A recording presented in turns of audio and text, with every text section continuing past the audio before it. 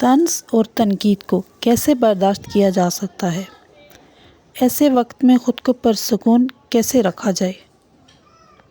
اگر کوئی آپ پر طنز کر رہا ہے یا تنقید کر رہا ہے تو اس کا مطلب ہے کہ وہ دو طرح کے کیس ہو سکتے ہیں، یا تو وہ سچ کہہ رہا ہوگا یا پھر اپنی طرف سے جھوٹ گھڑ رہا ہوگا۔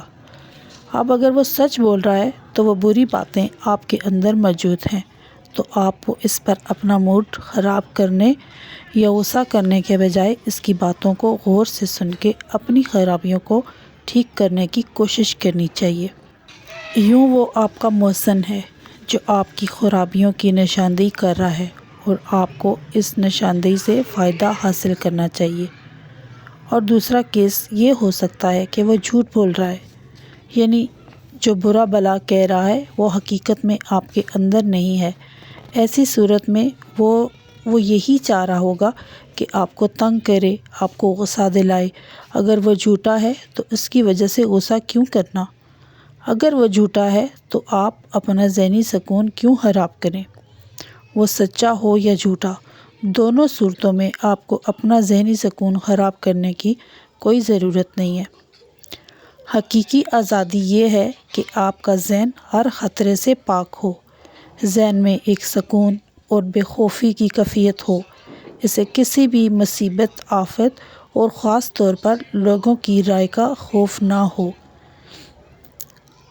آقا پر طائف کے لوگوں نے پتھر برسائے، پھر بھی آپ نے ان کے حق میں دعا فرمائی۔